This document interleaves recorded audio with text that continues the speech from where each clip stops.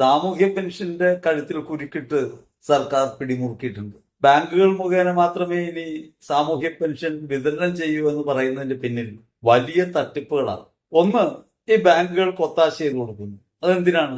സാധാരണ ആളുകൾ പറയുന്നത് ഈ പാവപ്പെട്ട മനുഷ്യർക്ക് ബാങ്കിൽ പോയി പൈസ എടുക്കാൻ ബുദ്ധിമുട്ടാണ്, സാമ്പത്തിക ചെലവുണ്ട്, അവർക്ക് അതിനുള്ള ആവതില്ല, അറിവില്ല, അതൊക്കെയാണ് തടസ്സമായിട്ട് പറയുന്നത്. വേറൊരു കാര്യം ആരും പറയാതെ പോകുന്നത്, സാമൂഹ്യ പെൻഷൻ വരുന്ന ബാങ്ക് അക്കൗണ്ടിൽ വേറെ പണമൊന്നും ഉണ്ടാവില്ല, പാവപ്പെട്ട മനുഷ്യനാണ്. അവിടെ മിനിമം ബാലൻസ് കീപ്പ് ചെയ്യാത്തത് കൊണ്ട് ഇവരുടെ അക്കൗണ്ടിൽ നിന്ന് നിരന്തരമായി ബാങ്കുകൾ കൊള്ളയടിക്കും. അങ്ങനെ ആദ്യകാലത്ത് കൊള്ളയടിക്കപ്പെട്ട അനുഭവങ്ങളുണ്ട്. വ്യക്തിപരമായി നമ്മളോട് പറഞ്ഞ ആളുകളുണ്ട്. ബാങ്കിൽ ചെല്ലുമ്പോൾ ഇട്ട പൈസ ഇല്ല, പെൻഷൻ വന്ന പൈസ എന്ന് ബാങ്കുകാർ ഊറ്റിക്കൊണ്ടുപോകും.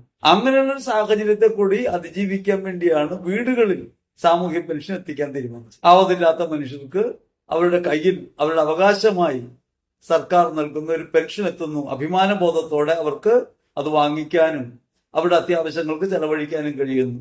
ഒരു പ്രധാനപ്പെട്ട കാര്യമല്ല. മക്കളോടാണെങ്കിൽ പോലും കൈനീട്ടേണ്ട ഒരു ഗതികേട് വരാതെ അവരെ സംരക്ഷിക്കാൻ സർക്കാർ കാണിച്ച ഏറ്റവും ഉചിതമായ നടപടിയായിരുന്നു. ഇപ്പൊ സംഭവിക്കുന്ന പ്രശ്നം എന്താണെന്ന് വെച്ചാൽ, ഇത് മോദി പണ്ട് ചെയ്തൊരു സൂത്രം തന്നെ സതീശനും കൊണ്ടിട്ടാണ്.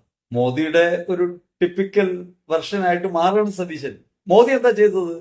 ഗ്യാസിന്റെ സബ്സിഡി ഇനി ബാങ്ക് മുഖേന കിട്ടുള്ളൂ എന്നാക്കി തീർന്നു. നിങ്ങൾ പൈസ കൊടുത്ത് വാങ്ങിക്കണം, 1000 രൂപ കൊടുത്ത് വാങ്ങിക്കണം, സബ്സിഡി എമൗണ്ട് ബാങ്കിൽ വരും. ആദ്യമൊക്കെ ബാങ്കിൽ വന്നു, പിന്നെ പരാതിയായി. അപ്പോൾ 1000 കൊടുത്ത് ഗ്യാസ് മേടിക്കാൻ ജനം പരിശീലിപ്പിക്കപ്പെട്ടു കഴിഞ്ഞു. അതേപോലെ ഇപ്പൊ സംഭവിക്കാൻ പോകുന്നത്, ബാങ്കിൽ വരും, ബാങ്കിൽ വന്നിട്ടുണ്ടാവും എന്ന് കരുതും, ബാങ്കിൽ ചെല്ലും, വന്നിട്ടില്ലെന്ന് പറയും, തിരികെ പോകും. അങ്ങനെ കുറെ കഴിയുമ്പോൾ ഈ പെൻഷൻ സമ്പ്രദായം ഇല്ലാണ്ടായി പോകും. നീചമായ പ്രവൃത്തിയാണ്.